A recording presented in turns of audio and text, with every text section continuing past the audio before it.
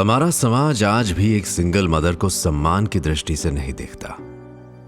और अगर किसी औरत ने समाज के खिलाफ जाकर अपनी और अपने बच्चों की खुशी चुनी तो महिलाओं से लगातार अपमान और पुरुषों की गंदी नजर से निपटना पड़ता है। आगरा में रहने वाली कुसुम की शादी अनिल से कुछ 16-17 साल पहले हुई। 3 खूबसूरत लड़कियों की मां कुसुम अपने परिवार के लिए ही जीती है। शांत स्वभाव और सभ्य व्यवहार वाली कुसुम का सबसे बड़ा गुण उसका धैर्य और दृढ़ता है। यही कारण है कि कुसुम इन सभी वर्षों में अपने पति अनिल के प्रति उसके बुरे व्यवहार को सहन करने में कामयाब रही है। वहीं अनिल का मानना है कि पत्नियों को नियंत्रण में रखना पड़ता है और हर छोटी बड़ी बात पर पत्नी पर हाथ उठाना उसकी आदतों में शुमार है। अनिल को एक बेटी की उम्मीद थी, लेकिन जब से तीसरी संतान भी बेटी हुई तब से उसका अत्याचार और बढ़ गया है।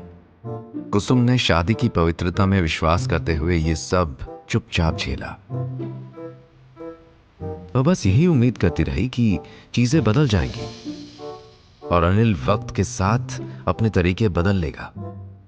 कुसुम ने कई बार अपनी मां को हालत बताने की कोशिश की, लेकिन हर बार वही जवाब मिलता, हर रिश्ते में ये सब होता है और उसे इसे निपटने में सक्षम होना चाहिए।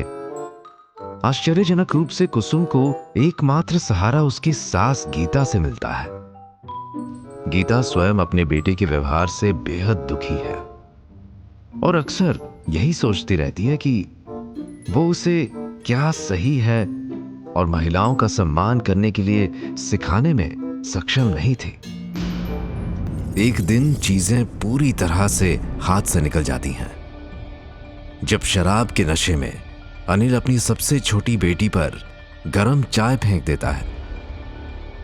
अब तक सारे जुल्म सहन करती आई कुसुम का दिल सहम जाता है। उसके अंदर की मां अपने बेटे के लिए चिंतित हो उठती है। यह वाकया गीता को भी झकझोर देता है। उन्हें लगता है कि उनकी बेटी की वजह से बच्चियों का भविष्य खराब हो जाएगा और वो कुसुम को यह घर छोड़कर अपने लिए एक बेहतर जिंदगी की तलाश में कानपुर जाने के लिए कहती है। कुसुम अपने बच्चों को लेकर आगरा से कानपुर भाग जाती है, गीता के भाई प्रहलाद के घर। लेकिन यहां प्रहलाद मामा जी मदद करने में असमर्थ हैं, क्योंकि उनकी बहू ने 4 नए सदस्यों को स्वीकार करने के लिए ना कह दी है। मामा जी कुसुम से वादा करते हैं कि वो उसे किराए पर दूसरा घर दिलाने में मदद करेंगे। कानपुर में सिंगल मदर के रूप में किराए का घर खोजने में काफी दिक्कतों का सामना करने के बाद आखिरकार वह किराएदार के रूप में अर्जुन के घर में प्रवेश करती हैं। अर्जुन, जिसने 15 साल पहले अपनी पत्नी को खो दिया और अब शराब का आदी है। पत्नी को खोने के साथ साथ ही अर्जुन अपने परिवार के साथ सभी भावनात्मक संबंध खो चुका है।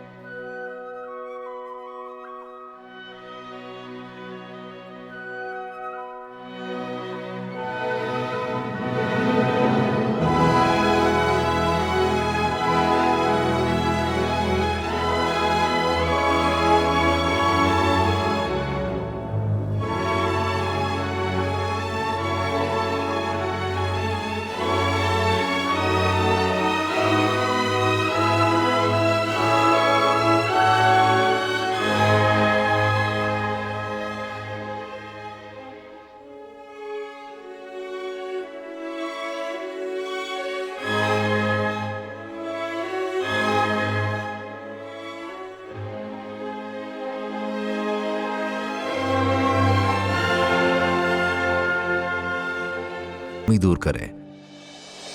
इधर कुसुम की छोटी बेटी पिंकी की अब अर्जुन अंकल से अच्छी बनने लगी है। उन्हें कविताएं सुनाना पिंकी का पसंदीदा काम है। पिंकी के कारण अर्जुन में आ रहे बदलाव को सभी देखते हैं। इधर कुसुम को भी अर्जुन के अतीत के बारे में पता चलता है कि कैसे उसने पूरा कारोबार खुद के बलबूते पर खड़ा किया, लेकिन अपनी पत्नी को खोने के बाद सब कुछ अपने भाई को थमा दिया। धीरे धीरे कुसुम की धारणा अर्जुन के बारे में बदलने लगती है। वहीं अर्जुन को भी कुसुम की परेशानियों का पता चलता है और वो उसे सिलाई कारखाना शुरू करने की सलाह देता है। बातों ही बातों में वो कुसुम को बताता है कि उसे सिलाई कारखाना शुरू करना चाहिए। उसके एक बचपन के दोस्त का कपड़े का कारोबार है, जहां से कुसुम को सिलाई के लिए कुछ ऑर्डर भी मिल सकता है, जिससे कुछ हद तक कुसुम की आर्थिक तंगी भी दूर हो जाएगी और नया बिजनेस भी स्टार्ट हो जाएगा। कुसुम अर्जुन की अच्छाई से प्रभावित हो उसे भी बेहतर करने के लिए प्रोत्साहित करती है और उसे नए सिरे से जिंदगी की शुरुआत करने का सुझाती है। दोनों बातों ही बातों में इस नतीजे पर पहुंच जाते हैं कि अर्जुन अपने बचत के पैसों में से कुछ निवेश कुसुम के कारखाने में करेगा और कुसुम उस कारखाने को चलाकर जो भी मुनाफा होगा उसे आधा आधा बांट लेंगे। दोनों के जीवन में एक लंबी रात के बाद नई सुबह का आगाज हुआ है। क्या यह बिजनेस शुरू करने की राह इतनी आसान होगी? क्या ये नई दोस्ती नए एहसास का आगाज नहीं? क्या इनके बच्चे इस नए बदलाव का स्वागत कर पाएंगे? क्या कुसुम अपनी बच्चियों को एक नया खुशहाल जीवन दे पाएगी? जो बेटा पिछले 14 बरस से अपनी मां की बातें अनसुनी कर दे रहा था, उसके एक नई औरत के आने से हुए बदलाव को क्या कल्याणी देवी स्वीकार कर पाएगी? क्या होगा जब कुसुम के पति अनिल को कुसुम के इस नए घर के बारे में पता चलेगा? जानने के लिए देखिए एक टुकड़ा प्यार का।